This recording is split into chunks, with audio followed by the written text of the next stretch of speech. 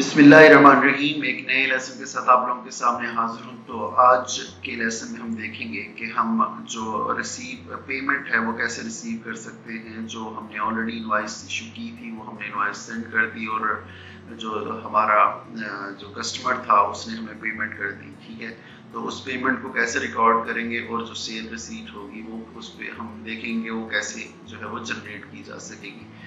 अब यहाँ पे जाके ये सेम हमने इनवाइसेस पिछले लेक्चर्स में दी थी। अगर आपने पिछले लेक्चर नहीं देखे तो आप जाके देख सकते हो। ये लेट्स सपोज हम थे डैशबोर्ड पे। डैशबोर्ड से हमने ये हमारे पास आ रहा था, हम पे ऑल सेल्स पे। ऑल सेल्स पे जाके हम ये नीचे चले जाएंगे। नीचे जाके हमारे पास ये दो पेमेंट हैं, जो दो इनवाइसेस जो क्लोज नहीं है, जिनकी पेमेंट आना अभी बाकी थी। तो यहाँ पे जाके हम क्लिक करते हैं जो नीचे वाली पेमेंट थी इस पे, और ये है हाईटेक। इसकी ईमेल है, फाइंड बाय इनवाइस नंबर। ठीक है, रेफरेंस, और इसको कहाँ पे डिपॉजिट करना है। अगर तो जैसे भी पेमेंट रिसीव हुई हो, अगर उसने आपको कैश में पेमेंट की तो आप कैश एंड कैश इक्विवेलेंट में ट्रांसफर कर सकते हो पेमेंट। अदरवाइज जो है वो आप अपनी मर्जी का अकाउंट यहाँ से सिलेक्ट कर सकते हो। अगर उसने बैंक में ट्रांसफर किया, बैंक में ट्रांसफर कर दो।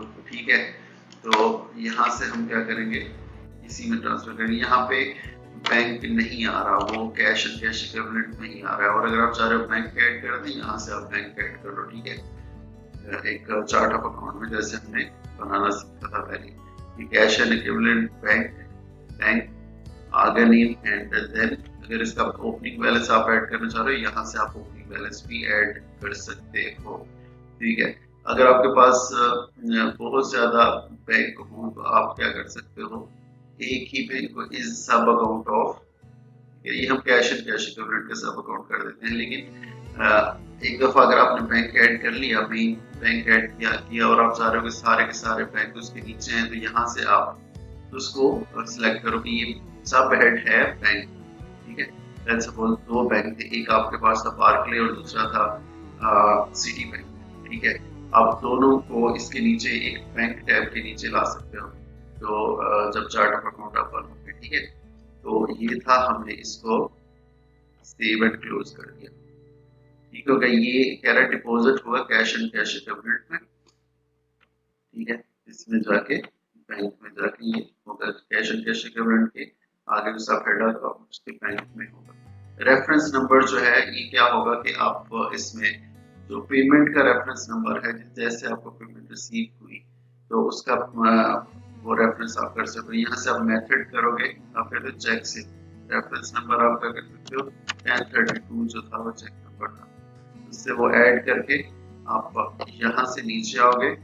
ठीक है, ये देखें दो इनवॉइसेस हैं। आपने क्या किया, एक सिलेक्ट किया जिसकी पेमेंट करनी है उसकी आप पेमेंट कर सकते हो। अगर हाफ पेमेंट रिसीव हुई तो यहाँ पे अमाउंट लिख लो। ठीक है, अगर ज्यादा हुई फिर भी आप लिख सकते हो। कुछ कंपनीज होती हैं वो थोड़ी ज्यादा पेमेंट कर देती है, ये सेम नहीं करती, तो उसको भी आप कर सकते हो। ठीक है, उसमें क्या होगा, यहाँ पे हम कर देते हैं जिसने ज्यादा पेमेंट कर दी। ठीक है, 1700 पेमेंट कर दी, 700, यहाँ पे हम लिखेंगे 17।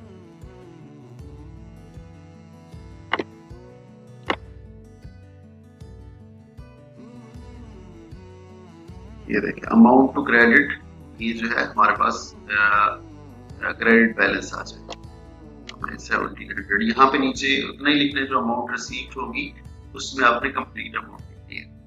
ये जाके आप कर देते हो सेव एंड न्यू।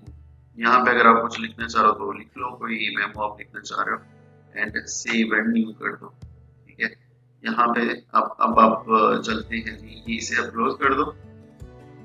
ये हमने क्लोज कर दिया। ये देखें ये हो गया पेड। अगर आप कस्टमर के टैब में जाओगे, ये देखिए कस्टमर में आप हाईटेक में जाते हो तो आपको आ जाएगा कि आपने वहां पे एक्स्ट्रा पे किया हुआ है। ठीक है, हाईटेक लिमिटेड रिसीव पेमेंट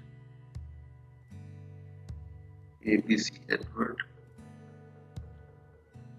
हमने हाईटेक ही की थी, किसी और की थी। ये देखिए यहाँ पे जाके अगर हम देखते हैं, क्योंकि हमने 2 इनवॉइसेस इश्यू की थी, तो इस इनवॉइस हमारे पास और अभी भी बैलेंस है। लाइक हमने हाईटेक को ही सारी इनवॉइसेस इश्यू की थी, तो 46 जो है इस इनवॉइस का हमने एक्स्ट्रा पे किया, जो कि सेटल हो जाएगा नेक्स्ट इनवॉइस में। अगर आप देखिए इसे आप रिसीव करते हो, रिसीव पेमेंट, तो यहाँ पे अमाउंट रिसीव्ड 946 आएगी, क्योंकि पहले हमने एक्स्ट्रा रिसीव कर लिया था पहली इनवॉइस के साथ।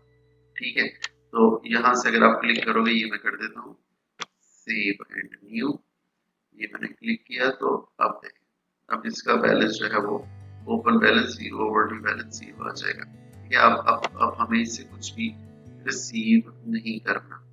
ठीक है, ये हमें रिसीव हो गया था पहले, ये हमें रिसीव हो गया था पहले ही, उसने पहली पेमेंट के साथ एक्स्ट्रा पे कर दिया था हमें। यहाँ पे जो है वो दूसरी पेमेंट उसने लेस पे किया, ये दोनों पेड की आ गई। यहाँ पे आपको प्रिंट करना चाह रहे हो, देखना चाह रहे हो अपनी उसको रिसीट को, ये देखिए टैक्स इनवॉइस के ऊपर आ गया पेड, यहाँ पे ये देखिए टोटल पेमेंट ये, और टोटल ड्यूज जो है वो जीरो आ गया, नीचे आ गया थैंक यू समथिंग। ठीक है, तो ये आपके पास पेड किया कि आप ये रिसीट जो है फॉरवर्ड कर सकते हो अपने कस्टमर को भी ये। ठीक है, तो आज के लिए इतना ही था। नेक्स्ट वीडियो में इंशाल्लाह हम जो और पॉइंट्स हैं इसके वो क्लियर करेंगे। तो मैं सीक्वेंस में ही चलूंगा, तो अगर आपको ये थोड़ी कंफ्यूजिंग लग रही है तो मेरे जो ओल्ड लेसन है वो आप प्ले लिस्ट में जाके देख सकते हो। आज के लिए इतना ही था, नेक्स्ट वीडियो तक आप